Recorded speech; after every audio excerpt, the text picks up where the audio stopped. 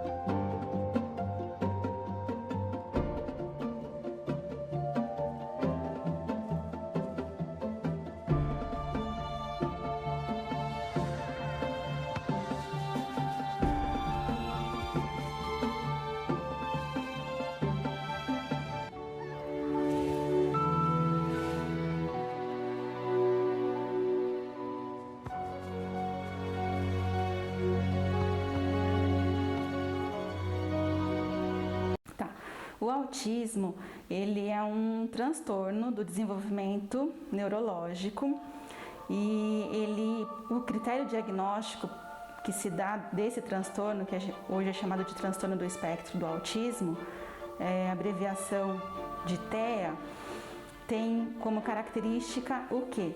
O atraso nessa comunicação social, na interação social, e apresenta movimentos repetitivos e estereotipados.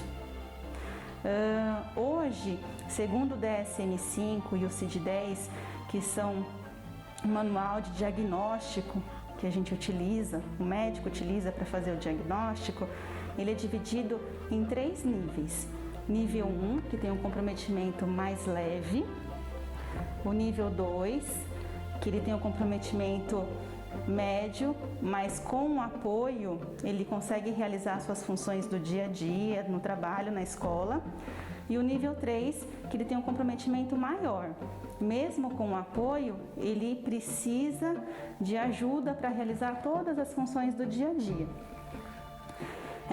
A gente sabe que hoje 70% dos casos de autismo vem atrelado aí à deficiência intelectual, né?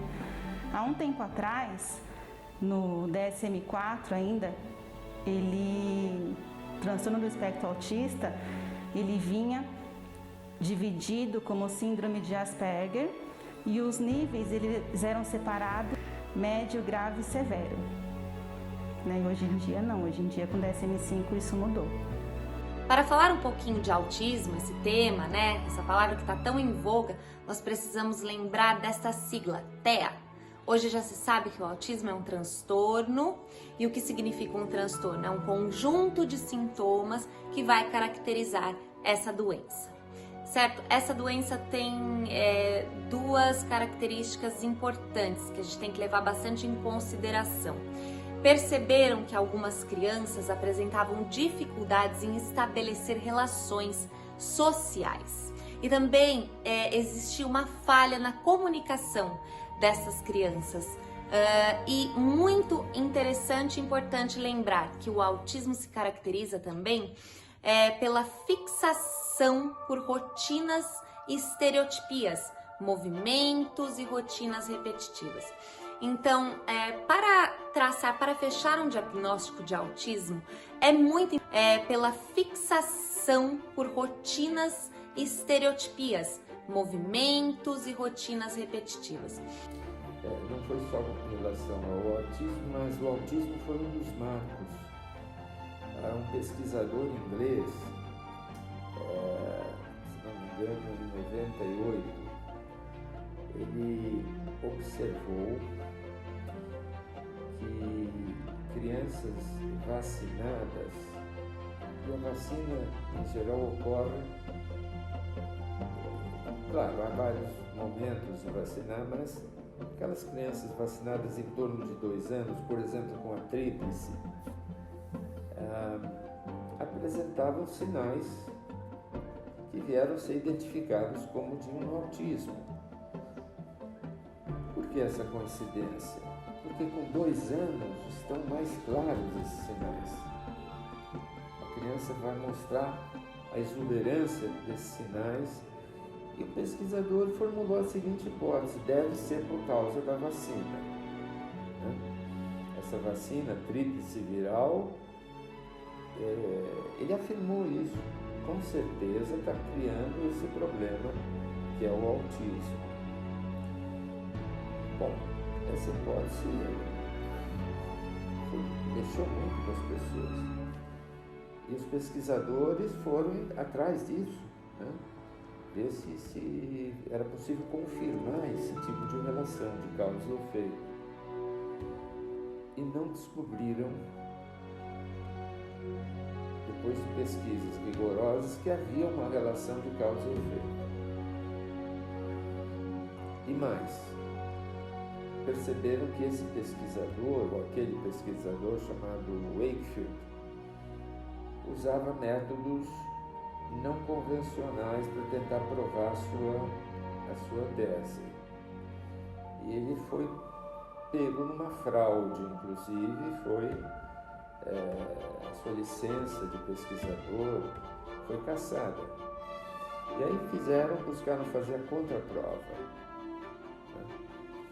E estudaram 660 mil crianças vacinadas, estudadas ao longo dos anos para ver se haveria uma percentagem maior de autistas do que aquela média que já se conhecia. E não foi verificado aumento nenhum. Então, o Marcelo, ele teve o desenvolvimento normal dentro da idade, dentro do esperado. Porém, a gente não conhecia muito sobre o autismo, então a gente demorou um pouco para notar os sinais dele. A gente não notava a falta de contato visual, a gente não notava a fala dele. Às vezes a gente perguntava para o pediatra, é normal? Ele falava, até 4 anos é tudo normal.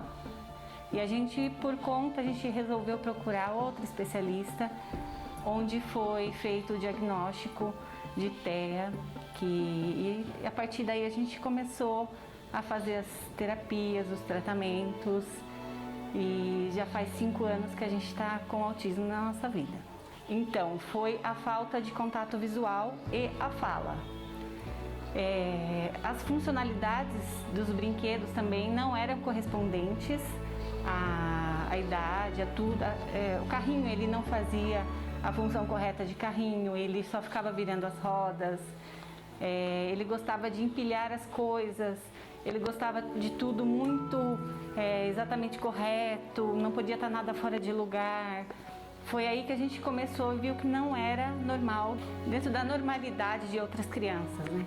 O Miguel hoje ele tá com 3 anos, né? A gente ficou meio que desconfiado quando ele tinha aproximadamente 1 ano, que a gente via que ele tinha pouco contato visual, ele não interagia com as outras crianças, né? Ficava naquele cantinho dele sozinho, meio que isolado.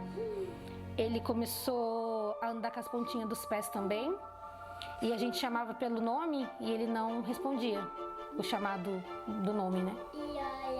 Daí a gente ficou meio assim, meio preocupado, né? A gente foi procurar uma ajuda, daí a gente passou com o pediatra.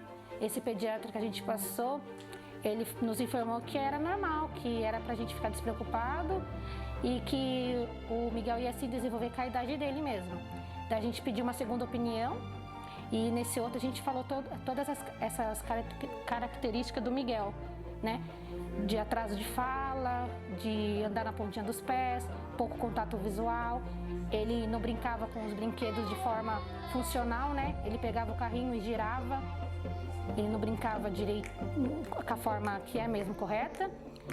E explicamos para ele. Daí ele nos encaminhou para uma neuro, onde a gente juntou um dinheirinho e pagamos no particular, porque pelo SUS demora um pouco mais. Tinha uma lista de espera, daí a gente preferiu pagar, né? Porque quanto mais cedo a gente corre atrás, melhor, né, para o desenvolvimento dele.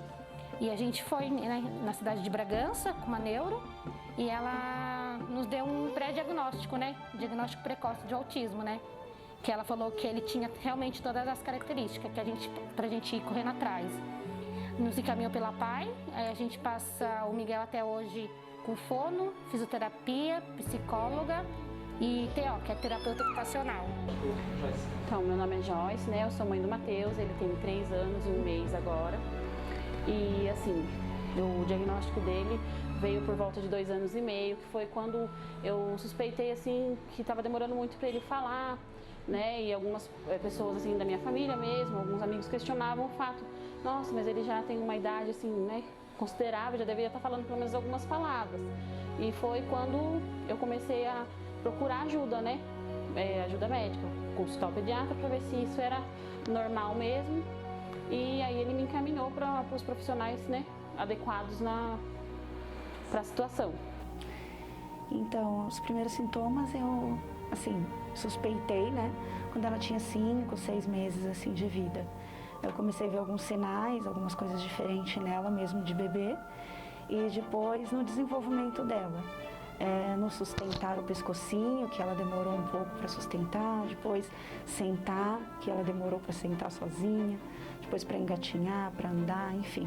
Todo o desenvolvimento dela foi um pouco mais demorado do que o esperado. Então, já levantou, né, várias possibilidades para mim. E aí eu fui percebendo também o jeito dela, os gostos. Ela gostava muito de etiqueta, ela gostava de cadarço, ela não tinha muito contato visual com a gente, ela era um bebê que quase não sorria, era muito difícil ela sorrir. Ela já tinha algumas estereotipias desde bebê, ela esticava as perninhas, balançava os bracinhos. E aí tudo isso eu levei para a pediatra quando ela fez 1 aninho, né? Eu esperei chegar até 1 aninho, mesmo porque até esse momento eu tinha esperança de que revertesse esse quadro, né? E a minha mãe, o meu marido, eles achavam que talvez não fosse isso. E eu pesquisando sobre o assunto, tudo me levava para o autismo, né? E no aniversário dela, de 1 ano, foi um marco, assim, porque tinha mais ou menos umas 100 pessoas no aniversário dela. E mesmo assim ela ficou meio apática, ela não sorria para ninguém, ela foi no colo de todo mundo. E aquilo me marcou bastante. Eu falei, não, agora chega, agora eu tenho que levar tudo isso para a médica, eu tenho que começar a agir, eu não posso esperar mais. Né? E aí foi quando eu levei para a pediatra todo aquele histórico, né? E aí ela falou, você sabe desse histórico que está querendo dizer, né? Aí eu falei, olha, eu já pesquisei tudo sobre isso e eu tenho consciência. E aí ela já encaminhou para as terapias, onde a gente já começou a fazer de imediato, e encaminhou para a neuropediatra, né, onde a gente foi, e aí foi buscar, fizemos alguns exames de sangue, enfim, para ver se não tinha alguma outra comorbidade, né? E aí foi fechado o laudo dela mesmo, com uma neuropediatra aqui de Atibaia, né, doutora Juliana, foi fechado com 1 ano e 11 meses, desculpa. Ele tinha 1 ano e meio, a gente fez uma avaliação na PAI aqui em Piracaia, e daí lá a gente teve o primeiro laudo, que talvez poderia ser que ele tivesse um autismo. Então, pra gente assim, na verdade, pra gente não ia mudar em nada, né? Porque a gente já vinha um tempo com ele, que ele operou do coração, tudo, então a gente já vinha um tempo lutando com ele, com um médico, passando em terapia também, que ele precisou desde pequenininho passar no fonoaudiólogo, por causa do coração. Então, pra gente não mudou muita coisa. A gente, na verdade, a gente se adaptou, né? A gente procurou, assim, coisas que ajudasse ele. Então, a gente começou, desde que a gente teve esse diagnóstico, a gente procurou terapeutas para ele, tudo que fosse para melhorar a vida dele. Então, o Vinícius agora, ele vai fazer 3 anos, agora em junho. E quando ele tinha 1 ano e 8 meses, a gente já começou a notar uns comportamentos diferentes. Aí já começou a investigação, até, né, chegar na suspeita do autismo. Então, o principal é a fala, né? A criança sempre começa a falar mamãe, papai, e eu percebi que ele não falava nada. E também não atendia pelo nome. De início eu até achei que seria algum problema com audição, mas aí vi que não era. Eu mesmo fiz uns testes, porque eu que tomo conta dele, né, e vi que não era. E também começou a mexer com as mãozinhas, rodar, rir muito à toa. Aí eu resolvi investigar.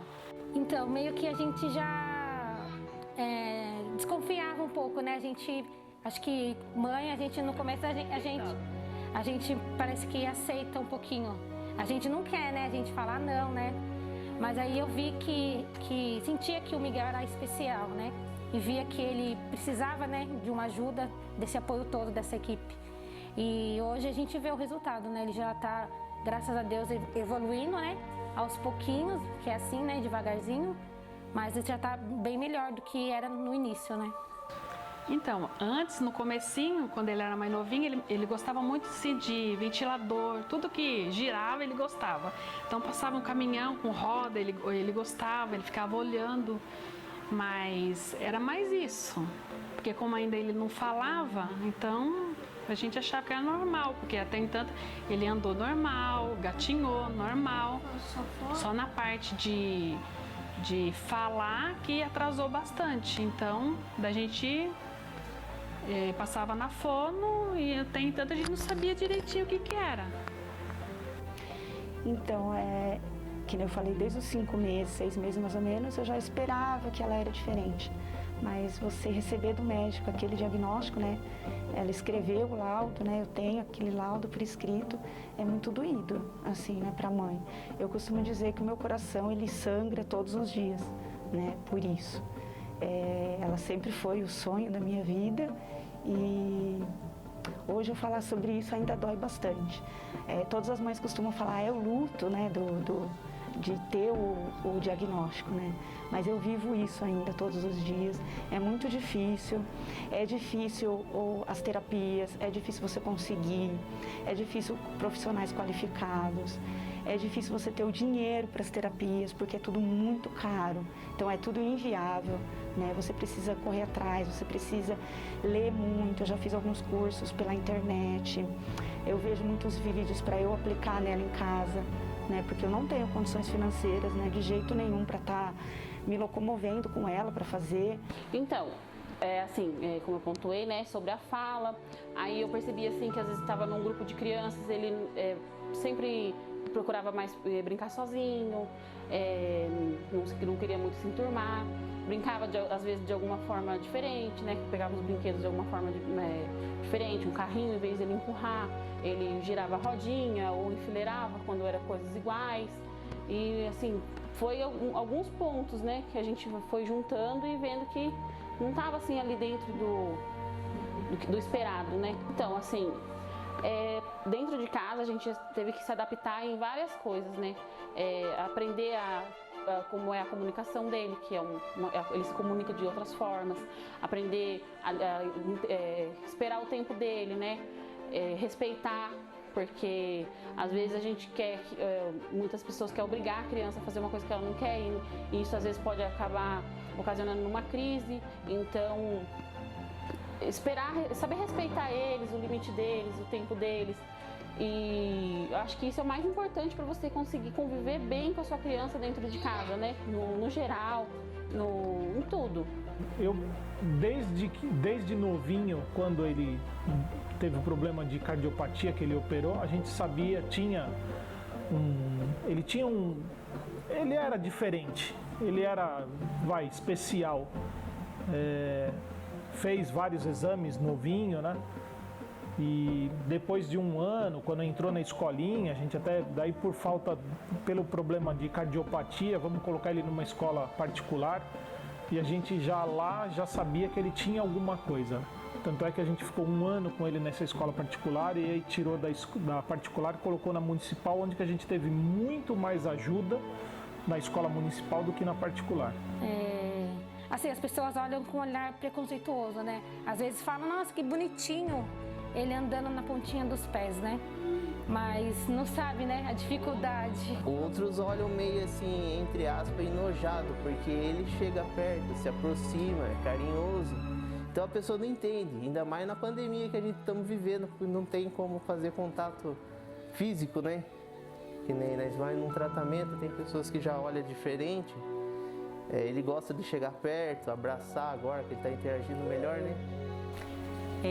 Eu acho que paciência e amor são coisas que às vezes a gente deixa passar detalhes e eles ensinam muito isso pra gente.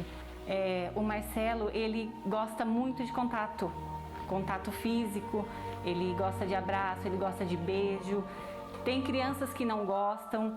Pra mim, esse foi o maior ponto, assim, ele é muito contato, ele é muito puro com o que ele sente. Se ele tá bravo, ele demonstra, se ele tá com carinho, ele demonstra.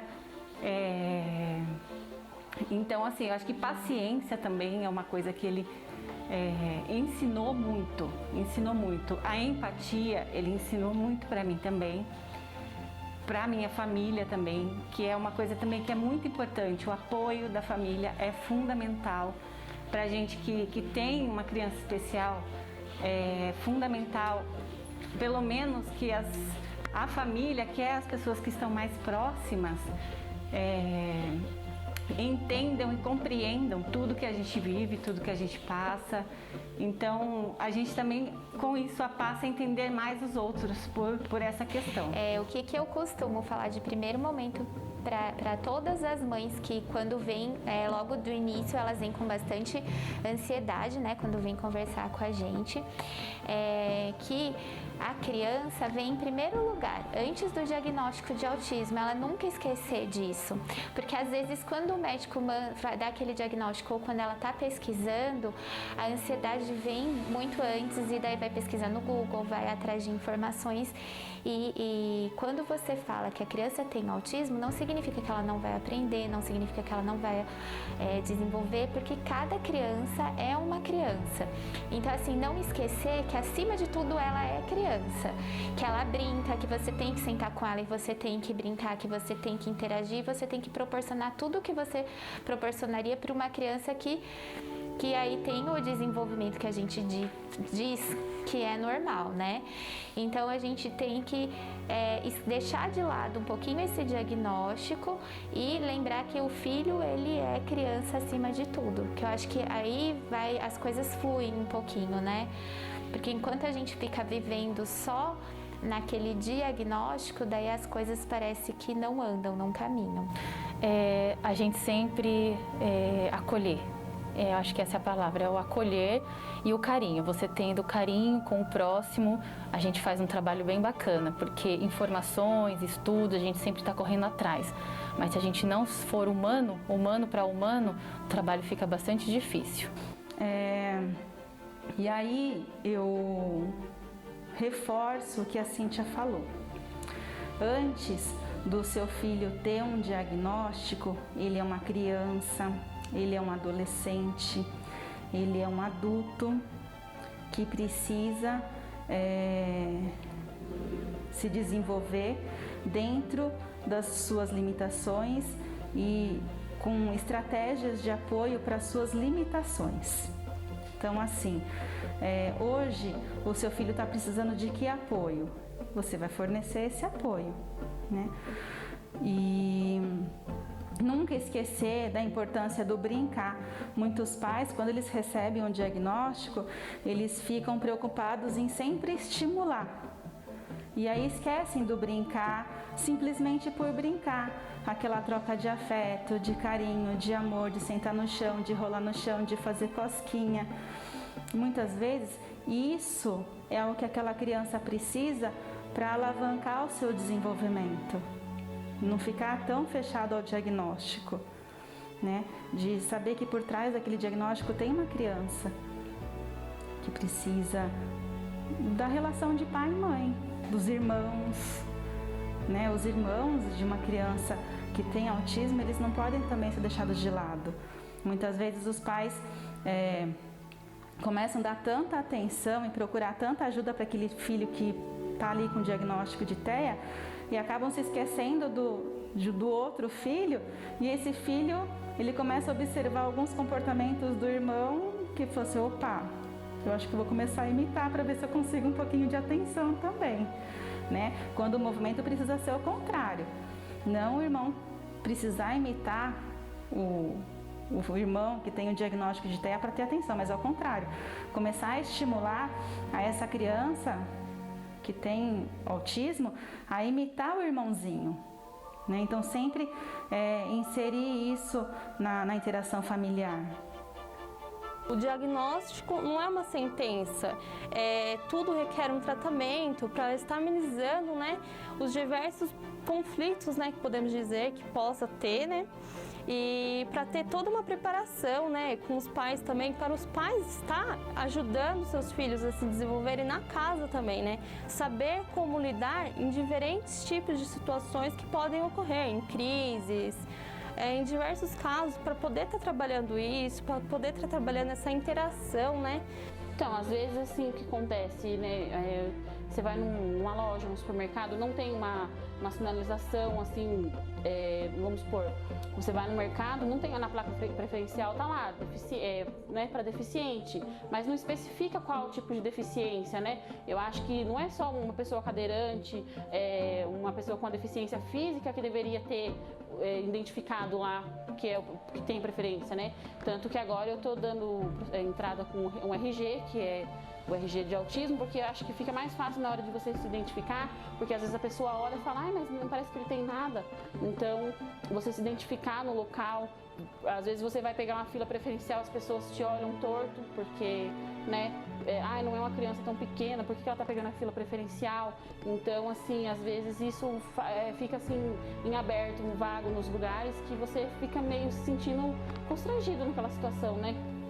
Sim, eu digo para todos o seguinte, eles precisam muito da ajuda de vocês e o desenvolvimento deles depende da gente. Então, é assim, tem que aceitar, tem que ajudar.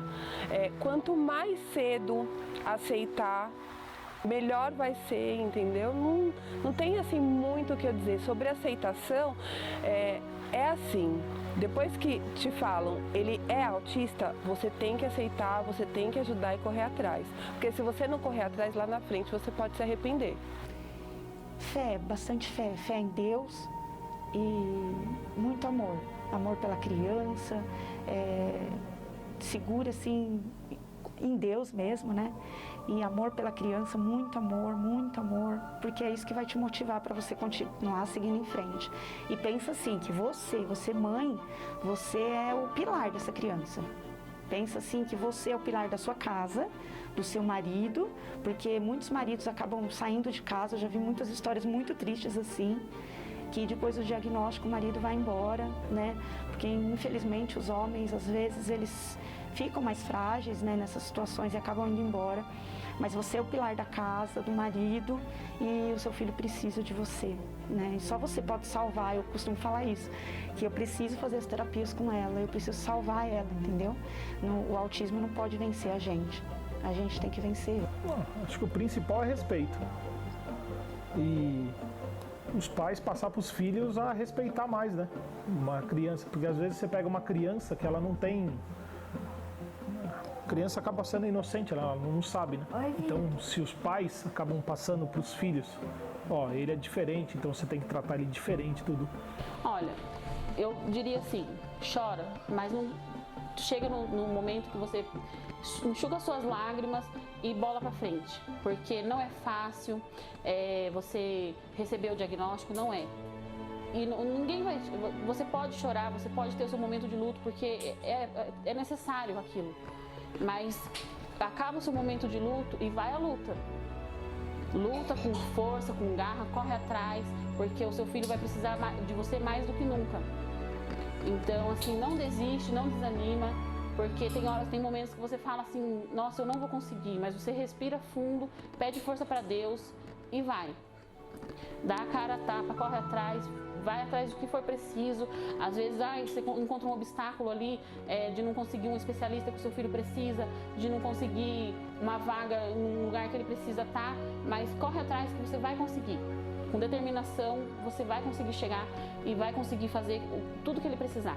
Então, eu diria que às vezes a pessoa acha que é o fim do mundo, né? Recebeu uma notícia, seu filho é autista, acha que não vai, que a criança não vai evoluir.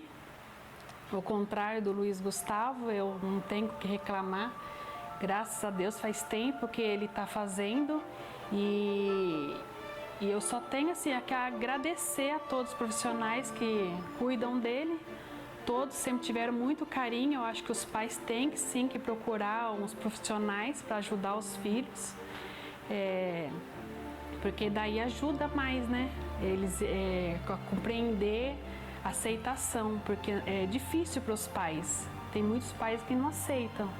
Acha que isso, meu filho é louco, meu filho é isso, e não é. Eles são muito inteligentes.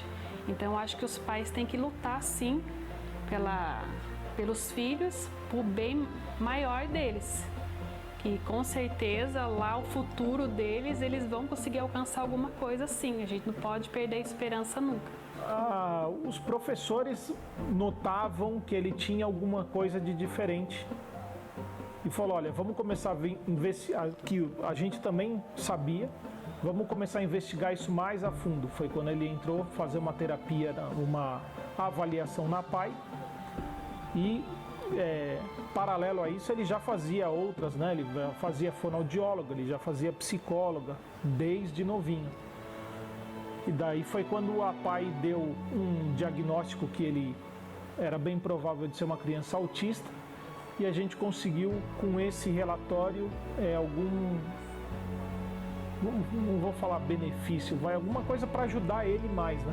Então, sempre na escola, desde do pré, ele sempre teve professor de apoio, e na escola, hoje, ele também tem professor de apoio. Então, o Marcelo, ele faz, inicialmente ele começou com a neuropediatra, faz fonoaudióloga, faz psicóloga, ele faz terapia ocupacional, ele fez uma época a ecoterapia, né, que é com cavalo, já fez natação, mas hoje o que ele faz é o fundamental mesmo, é o básico que todo mundo tem que fazer, fono, psicóloga e terapia ocupacional. É uma terapia chamada ABA, que eu tive conhecimento no SEIBIN, que ela é uma terapia intensiva e que é muito complicado para conseguir. Muito, falta profissional na área, mas é muito importante para o autista.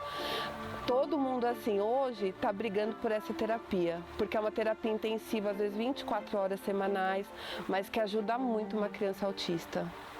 Então, a terapia ABA, a gente conseguiu em Atibaia, né, no SEIB, ele faz ali.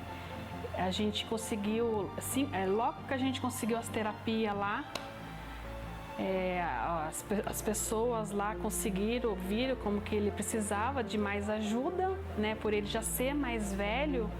E geralmente, desde novinho, a terapia ABA já começa, então, para estimular mais as crianças. Só que a terapia ABA, acho que em Atibaia, não faz muitos anos que tem, faz pouco tempo. Então, agora que eles estão começando a se organizar, a conseguir mais profissionais, né, que são aplicadores, que aplicam as atividades. E para mim, assim, faz pouco tempo que ele está fazendo, eu acho que ele melhorou em muitas coisas mesmo. Então, assim, se uma hora tiver oportunidade, porque é difícil, não é todas as pessoas que conseguem, tem que fazer uma avaliação, passar por muita, né, profissionais, para eles verem se realmente você necessita da terapia ABA. Eu acho que vale a pena, né, os pais investigar um pouquinho mais, procurar saber. Na verdade, antes do Gustavo fazer a terapia ABA, eu pesquisava muito sobre a terapia ABA para me saber, para conhecer melhor, né, o que era, como que seria, né. E assim, eu particularmente, eu tô gostando muito. Acho que o tratamento de análise de comportamento, né, o tal de ABA, que diz que é muito bom para crianças com autismo. E aqui não tem. Então, nós fomos solicitar um exame dele chamado Bera. Precisamos pedir um apoio do Silvino lá para chegar junto lá no SUS lá para poder solicitar esse exame aí, porque é um exame que é muito caro e a gente não tem condições, né? E o prefeito deu um apoio pra gente nessa parte. O diagnóstico do transtorno do espectro do autismo é realizado por um médico. Esse médico, ele pode ser ou neurologista ou um psiquiatra especializado em desenvolvimento infantil. Hoje em dia, os médicos, eles não fecham diagnóstico sozinhos, eles sempre solicitam uma avaliação de uma psicóloga, de uma terapeuta ocupacional e uma fonoaudióloga. Isso porque o transtorno do espectro autismo, ele engloba a parte comportamental, por isso a necessidade de uma avaliação com psicóloga, o atraso da linguagem, por isso a necessidade da fonoaudióloga, e a parte de interação social, a parte de socialização, as atividades do dia a dia, os comportamentos adaptativos, que engloba a parte da terapeuta ocupacional. Então, o diagnóstico, ele é dado pelo médico, mas hoje em dia a gente sabe que esse médico, ele não fecha esse diagnóstico sozinho. Então, quando a mãe observar, né, que a criança tem alguma coisinha naquela criança que ela tá vendo que tá meio estranha, então ela procura o pediatra, né, que vai encaminhar ela para um neuro, ou o pediatra mesmo, que vai pedir uma avaliação de outros profissionais, como de uma psicóloga, de uma terapeuta ocupacional, de uma fono, para daí estar avaliando essa criança como um todo. É importante os pais, como a Cíntia falou, no brincar com a criança, na interação na hora de comer, lá quando já está amamentando, já começam a aparecer sinais, indícios de que aquele comportamento, que o desenvolvimento da criança tem algo de diferente. Então, quanto antes os pais perceberem alguma diferença no desenvolvimento dos filhos, eles procurarem ajuda ou de um pediatra, ou de algum profissional da área da saúde, melhor vai ser o desenvolvimento dessa criança, independente de ter o diagnóstico de autismo ou não. Muito bem. Então, não é tão raro assim que a pessoa se descubra autista depois da adolescência, né? Por quê? Esse é um autismo mais leve. Então ele pode passar despercebido, né? Interpretado de outra forma, e mesmo assim a pessoa leva pela vida aquelas características que depois vão dar o quadro mais definido. Bom, se eu tenho isso, mais aquilo, possivelmente eu seja um autista. Então, existem graus, níveis de autismo. Atualmente se fala de 3 níveis. O nível 1, que é o mais brando, vamos chamar assim, com certas características que classicamente definiram o que é um autismo. O nível 2 já apresenta um comprometimento maior, e o maior comprometimento de todos é o do nível 3, né? Que são crianças que dependem muito da assistência, porque tem vários sintomas não bem aceitos, né? Pelo entorno, pela sociedade, geralmente precisam de algum tipo de medicação e tem uma dificuldade grande de aprendizado, de sociabilidade, de comunicação. E essas crianças, então, vão ter uma lentidão maior no seu desenvolvimento. Mas todos merecem assistência. Alguns vão melhorar mais rápido, outros mais lentamente. E aquela melhora que se contava em poucos anos vai ser contada em muitos anos. Mas o investimento é válido. E existe uma forma de autismo que eu situaria abaixo do primeiro nível, que é o leve, que é a chamada síndrome de Asperger, em que a criança apresenta um desenvolvimento de linguagem bastante bom, uma criança mais inteligente, mais sociável e consegue evoluir na vida com bastante fluidez.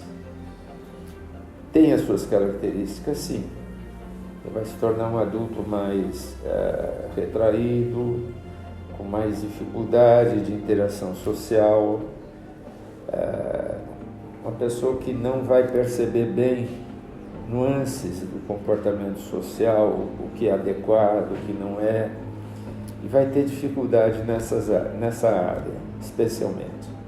Mas através da sua inteligência pode evoluir, conquistar uma posição na sociedade, trabalhar e constituir família. Então, classicamente, o autismo era reconhecido mais tarde do que deveria ser, em benefício da recuperação da criança. Muitos profissionais achavam que antes de 3, às vezes mais anos de idade, é que se poderia ter evidências de que aquela criança fosse autista. Hoje busca-se antecipar esse diagnóstico, porque quanto mais cedo a criança for estimulada, melhores chances ela tem de superar as suas dificuldades. Então, o bebê, desde bebê, a criança que tem uma predisposição para ter o autismo ou que ela é autista, ela já vai apresentar algumas características, né? Então, é aquele bebê, por exemplo, que prefere ficar no berço do que no colo da mãe. É um bebê que na hora da amamentação, por exemplo, não vai ter aquele contato com a mãe. É uma criança ou que é muito passiva, né? Que ela não chora ou que ela vai chorar demais. É uma criança que prefere brincar sozinha, não se relacionar com outras crianças, que vai pegar um brinquedo, né, e vai brincar de uma maneira diferente do normal. Por exemplo, um carrinho, ao invés de empurrar o carrinho, fazer o barulho do carrinho, ela vai ficar mexendo na roda do carrinho. É uma criança que pode ter um desenvolvimento normal até aí 1 ano e pouquinho, e daqui a pouco ela para de falar, ela fica mais introspectiva. Então é uma criança que vai ter um atraso às vezes na linguagem, pode ser uma criança que é muito seletiva na questão da alimentação, é uma criança que pode andar às vezes na ponta dos pés, ou tampa lá os ouvidinhos quando escuta um barulho muito alto, ou é resistente para andar descalço, ou não tem uma tolerância para uma roupa, por exemplo. Então essas são algumas características que as mães devem ficar atentas aí, que pode ser um sinal que alguma coisa está errada. Então é um alerta para os pais também, observem os seus filhos, porque a partir dos 12 meses aos 18 meses de idade, a criança ela pode estar demonstrando algumas características que podem ser observáveis pelos pais. Por exemplo, quando é ser chamada, ela não atende quando é chamada, ou ele é muito individualista, ele gosta de brincar mais sozinhos, não tem interação com as demais crianças. O atraso da fala também, que é muito frequente, né, no transtorno espectro autista. A incidência de meninos e meninas é a cada 4 meninos, uma menina apresentar o diagnóstico de autismo. Isso acontece porque os meninos acabam sendo mais diagnosticados do que as meninas. Hoje tem estudos que falam que essa incidência é por conta da cultura que a gente está inserida. Então, por exemplo, se tem um menino brincando de carrinho lá no cantinho da escola, no cantinho da casa, geralmente o menino ele pega o carrinho, bate num outro, capota o carrinho, conserta o carrinho, desmonta o carrinho. Ok. Se o menino está enfileirando os carrinhos, opa, já acende uma luzinha aí de alerta. Não é comum de se ver o menino brincando de enfileirar carrinho. Não é esperado isso do menino. Com a menina, o que acontece? A menina vai brincar de boneca. O que a menina faz para brincar de boneca? Ela tira a roupa, põe a roupa, tira a roupa, põe a roupa. Aí o pai olha e fala assim, nossa, tá brincando de trocar a roupa da boneca. Quando pode ser o quê? Um movimento repetitivo que ela está tendo, de tira roupa, põe a roupa, tira a roupa, põe a roupa. Mas esse comportamento é esperado pela sociedade. Então, é o que acontece quando eu falo que os meninos eles são mais diagnosticados. Muitas vezes esse comportamento da menina já é um sinal de alerta para o diagnóstico de autismo. A menina na escola, ela é mais quietinha, ela é mais reservada. Então, ela aparenta ser a menininha tímida, então não chama atenção. Então, mais uma vez aí, é um sinal que ela poderia ser diagnosticada e não é, por conta da cultura, do que a gente espera dentro da sociedade que a gente está inserida. Então, eu comecei na escola com a dona Kátia, que era a diretora da escola, e naquela época as crianças eram colocadas ou na ACD, ou na PAI, ou em escolas onde ficavam todos juntos, sem mínimo de estímulo. E a dona Kátia, na região em São Paulo, foi pioneira em a gente cuidar dessas crianças, né? Ditas de inclusão, que na época não se chamavam assim. E eu construí esse amor. Eu tive crianças autistas, crianças com paralisia cerebral, eu tive superdotação, que era lidado como crianças deficientes. E eu trouxe essa experiência para cá quando veio a inclusão no município. Na época era a dona Estela, e aí foram mais histórias lindas para contar. Eu lembro do Samuel, que tem uma deficiência de enzimas muito grave, e o olhar dele não colocar o calcanhar no chão. Isso pode ser uma síndrome? Pode, e foi o que aconteceu. Depois a gente teve o João Otávio, que ele tinha uma hipotonia, que os músculos do corpo dele eram flácidos, e a mãe achava que era por superproteção, e a gente fez a avaliação e realmente ele tinha uma deficiência. Depois veio o Gustavo, né, da Magda, que foi uma situação muito linda também, e tantos outros nomes que a gente esquece de citar, mas que com certeza a gente fez a diferença, e na pré-escola a gente ter esse olhar diferenciado. E meu comprometimento foi em estar colocando o corpo docente também com esse conhecimento, né? Olhar a criança brincar não é uma atividade sutil, é uma atividade muito maior. Quando a gente vê a criança interagindo com outra, brincando com outra, fazendo uma atividade de brincadeira sensório-percepto-motora ou de brincadeira simbólica, a gente vê ali algumas dificuldades que ela pode ter, inclusive psicológicas em casa. Então, um professor que coloca seus alunos brincando e às vezes senta e só está observando, ele está fazendo um trabalho muito grande, tá? Porque dali que ele vai ter esse olhar para essa criança. E eu acho isso, assim, primordial acontecer. Então, nós da APAI aqui, nós estamos sempre de portas abertas para a população no que precisar. quando recebe esse diagnóstico e a gente inicia o tratamento, a gente tem uma grande possibilidade de melhorar a qualidade de vida dessas crianças, de melhorar comportamento.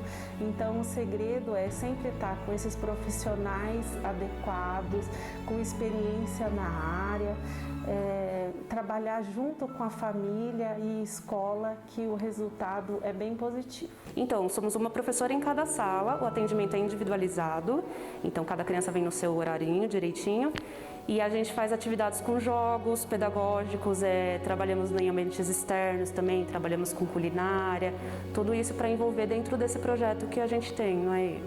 Então, isso também é uma coisa que faz parte do nosso trabalho, a orientação dos pais, dos profissionais. É muito gratificante poder fazer parte da história dessas crianças e estar junto ao desenvolvimento deles. Então, o pai, que quanto mais cedo traz a criança pra gente, é até melhor, porque ele acompanha esse desenvolvimento todo, ele vê esse resultado, né? Então, a gente zela muito pela importância dos pais junto com a gente, né? Como educadora, eu vejo a importância, principalmente na parte social dos alunos. Como eu sou professora de educação infantil, então nós trabalhamos muito essa parte do social das crianças. Então, a inclusão, tanto para a criança também é bom, tanto para a família, para se sentir acolhida, para tirar as dúvidas. E o que a gente pode estar ajudando, o que a gente pode estar indo buscando de informação, eu acho isso que é bem bacana da rede municipal. Então, é muito importante ter um professor de apoio que seja especializado nessa área para poder estar acompanhando a criança, pegando o currículo e fazendo uma adaptação para que aquela criança possa entender de uma maneira mais simples, porque os autistas, eles aprendem de uma maneira mais visual, através, muitas vezes, de figuras, através do concreto. Aí é necessário, sim, ter um profissional capacitado para estar auxiliando essa trajetória da educação escolar. Então, como agora nós estamos fazendo as aulas remotas, né? Eu tenho um aluno com autismo e eu sempre estou conversando com a mãe diariamente sobre as adaptações. Então, assim, às vezes a gente manda uma certa atividade, a criança não consegue, então a gente adapta para ele mesmo, né? Ou, se ele não consegue, um exemplo, ele não presta atenção numa história lida, então vamos fazer uma história com música, um vídeo, né? Então, eu acho que... E também, sempre eu converso com os pais sobre a rotina, para não quebrar a rotina da escola. Sempre ter um horário para as atividades, sempre estar incentivando, conversando com a criança, para estar tendo, para eles se sentirem incluídos mesmo em casa, como se estivesse na sala de aula. Na realidade, a gente tinha professoras de AE, mas eram professoras que dobravam o período, né? E a gente não tinha algo especializado mesmo. Então, em 2017, eu fiz a proposta para o prefeito. Em 2018, houve o concurso público, onde já existiam 2 cargos para professores de AE. E em 2019, a gente começou com a Caroline e com a Ellen. A Caroline foi chamada em Campinas no concurso dela e em 2020 a Judite veio aí apimentar o nosso grupo. Então, ter uma visão específica de um professor que trabalhe com a criança de AEE é um pouco diferente do que você ter processo seletivo, onde você tem uma troca muito grande de professor. Então, ter o concurso, o cargo já fica diferente, além do que da ligação dessas crianças que tem com esse professor. Já chega aquele professor que é trocado a cada ano, ou às vezes a cada semestre, mas elas têm uma segurança maior na professora do AEE. E aí a gente trouxe agora em 2021 um outro sonho, né, que são as professoras de psicopedagogia. Porque o atendimento especializado é para as crianças que realmente têm alguma deficiência. Já o atendimento da psicopedagogia é que tem alguma dificuldade. Às vezes pode estar nos dois, né? Mas às vezes a criança só tem uma dificuldade, uma dislexia, né? Tem alguma outra situação em que a professora não consegue dar andamento com ela no desenvolvimento pedagógico. Então nós vamos fazer essa avaliação e a gente tem um sonho, né? O sonho de tornar ali um núcleo de atendimento de crianças com deficiência e com dificuldade. Trazer uma fono e principalmente trabalhar a estimulação precoce, que é do bebê.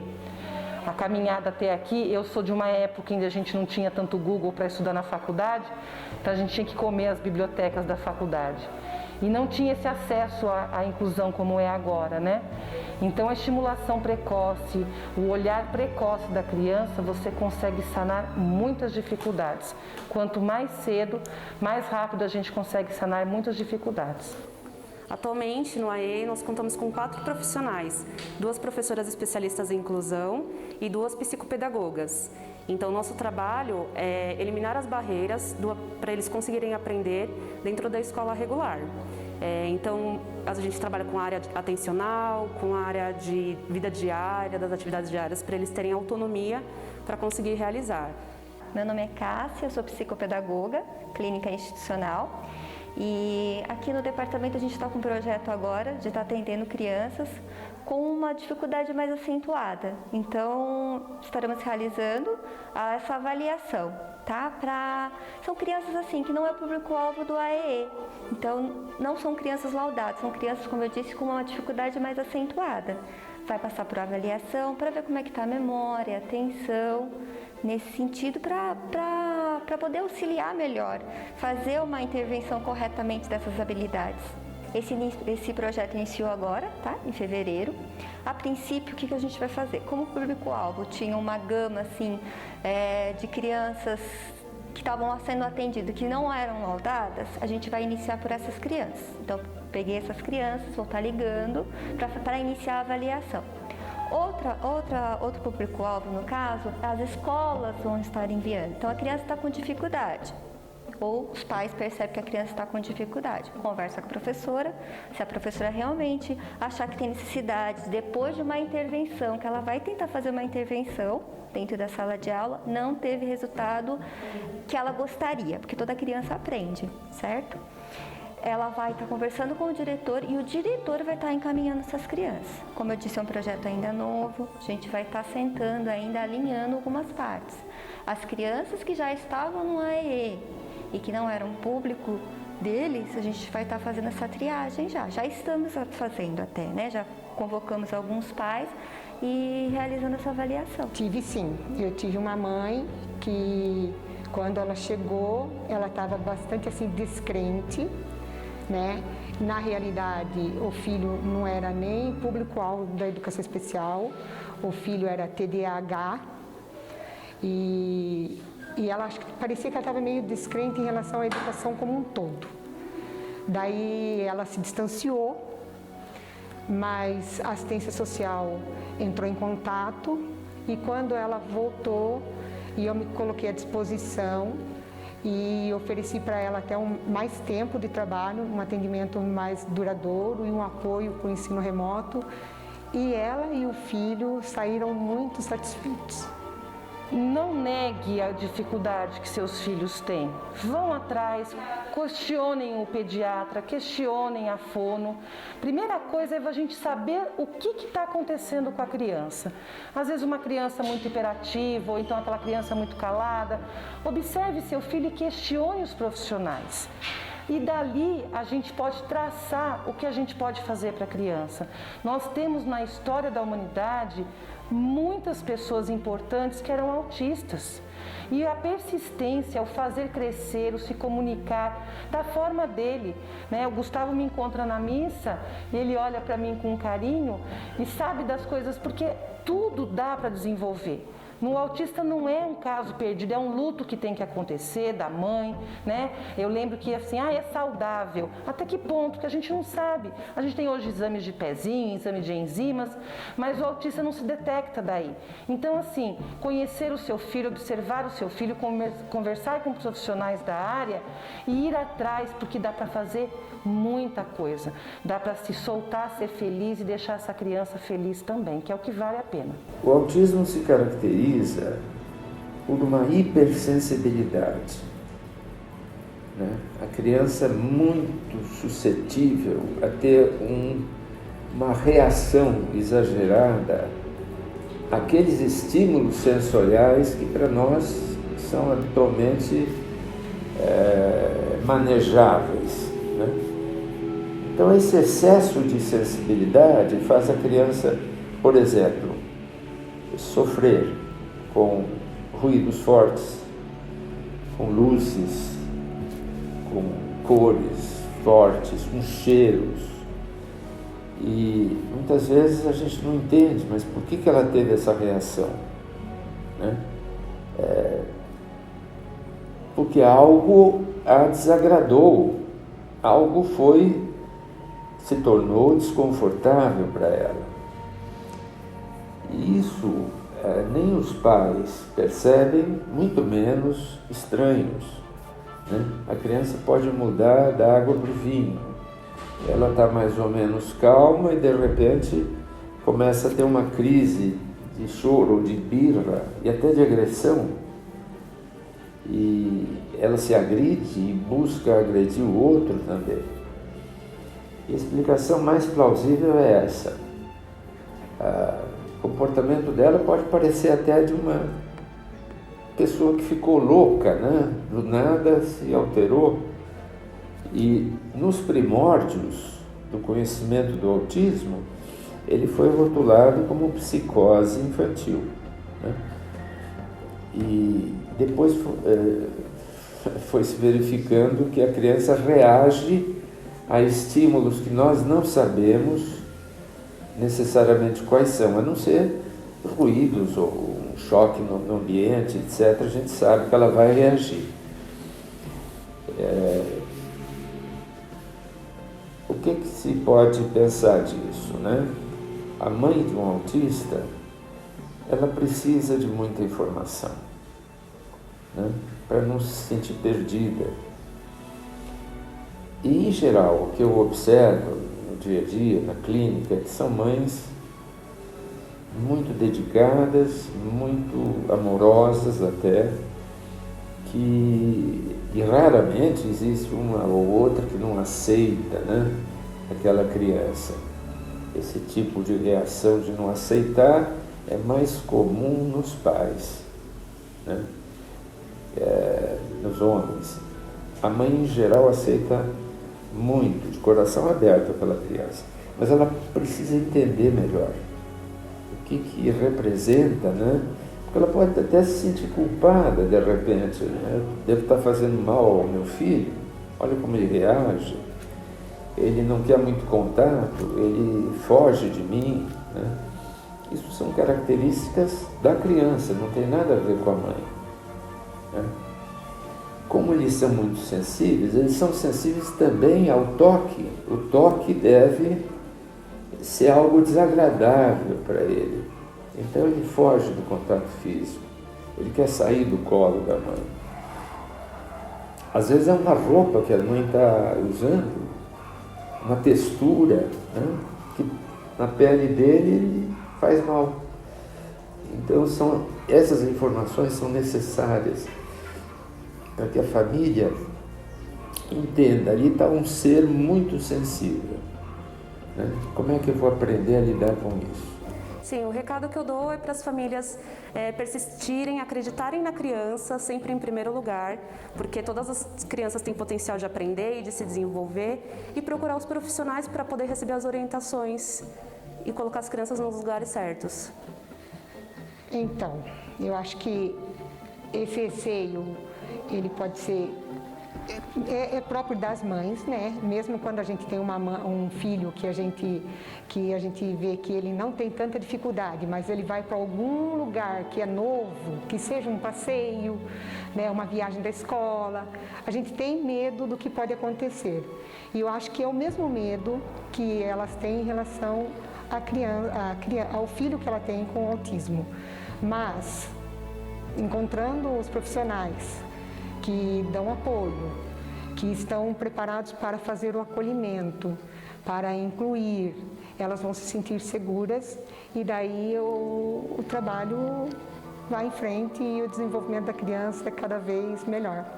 Todo mundo tem a sua potencialidade e sua dificuldade, né? Então a gente tem que focar no que a criança consegue estar fazendo também e o que de bom ela consegue trazer nisso, que tem bastante coisa. Não adianta a gente ficar só vendo o que ela não consegue. Então, nos últimos 2 anos, a nossa demanda de crianças com diagnóstico de autismo está sendo muito grande. Até mesmo porque esses diagnósticos estão sendo realizados de modo mais precoce pelos médicos, né? Então, a nossa intenção enquanto APAE é estar contratando mais profissionais para atender essa demanda que nós estamos recebendo e a médio prazo até um centro de autismo. Então, atualmente nós atendemos em média 40 alunos da rede municipal de ensino e outros que são matriculados aqui na nossa escola especial. Eles recebem atendimento em várias áreas da saúde, como médico neurologista, nutricionista, serviço social, terapia ocupacional, fisioterapia, odontologia, psicopedagogia, entre outros. Então, todos da rede pública ou privada podem procurar a APAE, tá? Nós recebemos encaminhamentos de vários setores, de hospitais, como por exemplo a Universidade de São Francisco, a Unicamp, recebemos do AME, recebemos de escola, de prefeitura, de conselho tutelar e até os pais mesmos, por iniciativa própria, pode procurar a APAE. Então assim, depois que os pais chegam aqui com esse encaminhamento ou não, por iniciativa própria, é agendada uma avaliação psicológica. Nessa avaliação psicológica, considerando que cada criança é única, que tem a sua individualidade, essa profissional vai realizar essa avaliação e vai fazer o levantamento das potencialidades e dificuldades dessa criança.